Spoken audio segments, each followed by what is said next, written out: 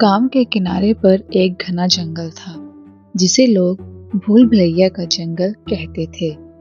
ये जंगल हमेशा धुंध से घिरा रहता था और गांव के लोग उसमें जाने से डरते थे।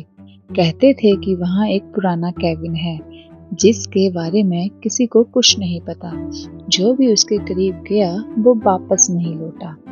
एक बार 4 दोस्तों ने, आदित्य, कविता, रोहित और निशा ने जंगल के इस रहस्य को सुलझाने का फैसला किया।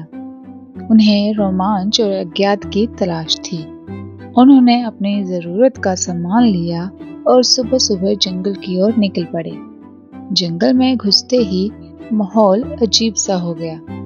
वहां कोई पक्षी नहीं चहक रहा था और हर तरफ एक अनजान सी खामोशी छाई हुई थी। चलते चलते शाम हो गई और तभी उन्हें एक पुरानी लकड़ी की झोपड़ी दिखाई दी। झोपड़ी जंजर हालत में थी।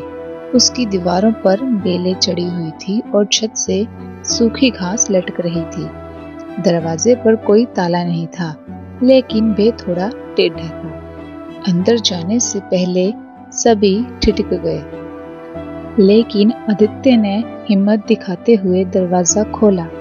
अंदर का नजारा बेहद डरावना था। दीवारों पर अजीब से निशान और पुराने समय के सामान पड़े थे।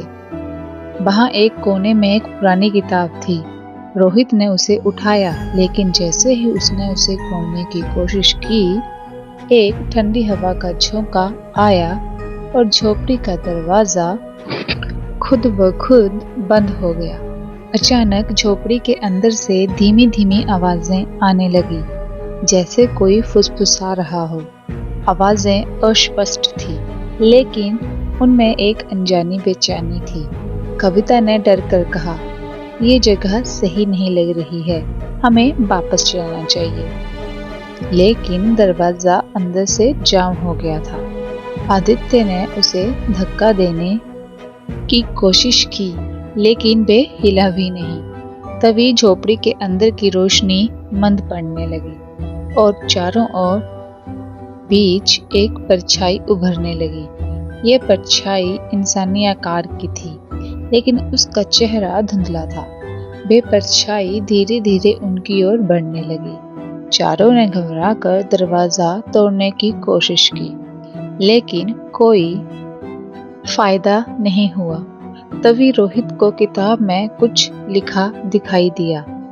इस जगह से बाहर निकलने का एक ही तरीका है, डर पर काबू पाना। आदित्य ने सबको शांत रहने को कहा और मिलकर एक प्राचीन मोमबत्ती को जलाया, जो झोपड़ी के एक कोने में पड़ी थी। मोमबत्ती जलते ही परछाई धीरे धीरे गायब हो गई। झोपड़ी का दरवाजा खुल गया और बाहर फिर से उजाला फैल गया। चारों किसी तरह झोपड़ी से बाहर निकलने में सफल हुए। उन्होंने पीछे मुड़कर देखा तो झोपड़ी गायब हो चुकी थी। उस दिन के बाद चारों ने उस जंगल का नाम कभी नहीं लिया, लेकिन वे अब भी सोचते हैं कि उस झोपड़ी में ऐसा क्या हुआ था जो उनके डर को इतनी ताकत दे रहा था।